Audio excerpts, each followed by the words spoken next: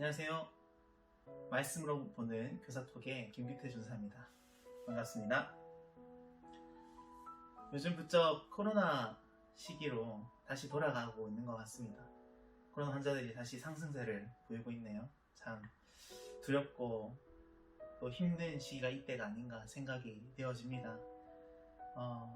교회와 아이들을 향해서 기도하는 내내 무엇을 해야 할까, 또 어떻게 하면 이 부서를 살릴 수 있을까라는 고민들을 상당히 많이 하고 있습니다. 저뿐만 아니라 이 한국교회의 많은 목회자들이, 또한 모든 사역자들이 함께 고민하고 있는 과제가 아닌가 생각이 되어집니다. 그럼에도 불구하고 우리가 예수님의 사랑을 잊고 또한 예수님의 사역을 시작한 만큼 끝까지 이러한 방향성을 한 번 더 견고하게 세우고, 또한 우리가 사역하는 데에 다시금 지혜를 얻어야 할 때가 이때가 아닌가 생각이 되어지네요. 여러가지 그 교사의 교육 방안도 한번 생각해보고, 다양한 방법으로 어떻게 한번 구상을 해볼까라는 생각도 많이 해봤습니다. 많은 도서들을 살펴보고 많은 자료들을 살펴보았지만 하나같이 이 코로나 시기를 어떻게 극복해야 될 것인가, 또한 대책 방안, 해결 방안, 방법 모색, 이런 다양한 분야에서 다루는 주제들도 있었고, 또한 온라인 예배, 또한 온택트 예배라는 그러한 플랫폼을 가지고 사역을 할 수 있는 다양한 방법들도 한번 살펴보았어요. 그러나 어떠한 구체적인 방법, 또한 이 코로나 시대를 어떻게 해결할 수 있는가라는 딱 부러질 만한 그러한 답들은 찾지 못했습니다. 참 그만큼 힘든 지금 시대이고, 또한 사역에도 힘든 방안이다 라고 알고 계시면 좋겠습니다. 그리고 기도해 주시면 감사드리겠습니다. 그러나 그러한 시대의 흐름 속에서 찬찬히 한번 살펴보니까 하나의 그 시대를 이기고 견딘 하나의 책이 있더라고요. 그 책을 가만히 살펴보니 오늘 우리가 보는 바로 이 말씀이었다는 것입니다. 말씀은 그 시대의 가장 기준이 된 책이고요. 또한 혼란스럽고 어지러운 세상에서 그리스도인이 살아갈 수 있는 방법과 기준을 세워준 것이 바로 이 말씀이었다는 사실입니다. 그 성경에 보면 디모데후서에 보면 이렇게 적혀 있어요.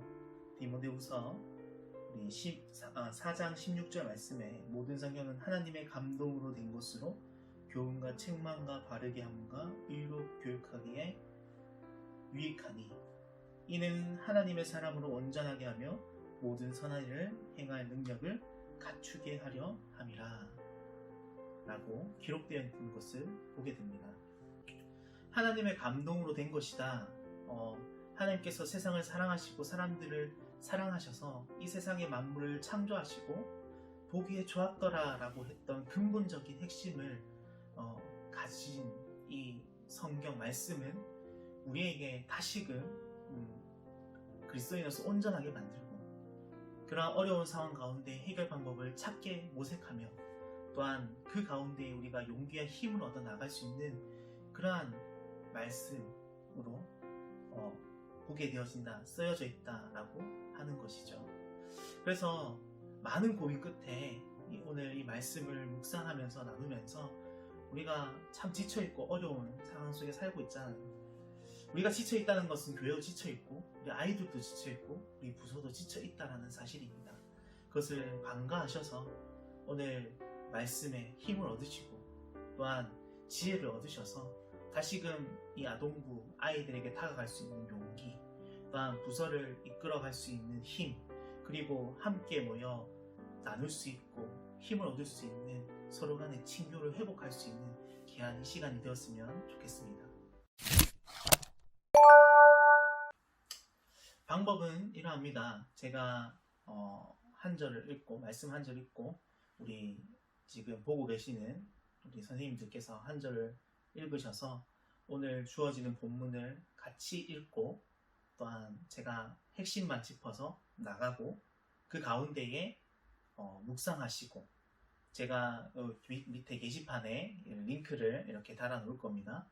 링크를 달아 놓은 곳에 클릭하시면 거기에 터치하시면 들어가시면 그 묵상란이 있어요. 거기 묵상란에 정성껏 적으셔서 기도 제목이나 이런 것들을 좀 적어주셔서 함께 나누고 함께 이 부서를 살릴 수 있는 방안성을 모색해보는 귀한 시간이 되었으면 합니다. 그러므로 인해 우리가 오늘 살펴볼 이 성경에 정말 많은 분야들이 있고 많은 장르가 있고 많은 문구들이 있어요. 그 가운데서도 우리가 지혜와 이 시대의 어려움을 지혜롭게 해결해 나갈 수 있는 방법, 그 방법을 찾아 우리는 잠언을 한번 여행해 보고자 합니다.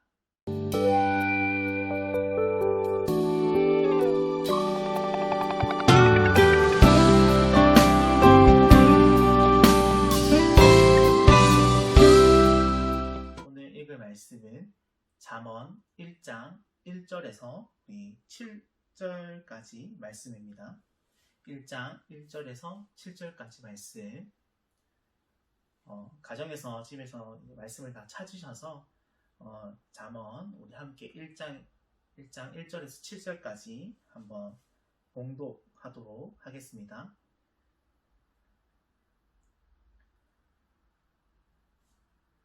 제가 1절 봉독하겠습니다. 다윗의 아들 이스라엘 왕 솔로몬의 잠언이라.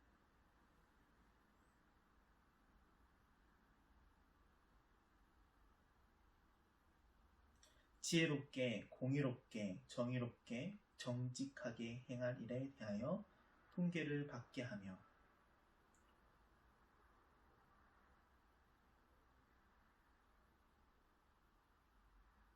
지혜 있는 자는 듣고 학식을 더할 것이요 명철한 자는 지략을 얻을 것이라.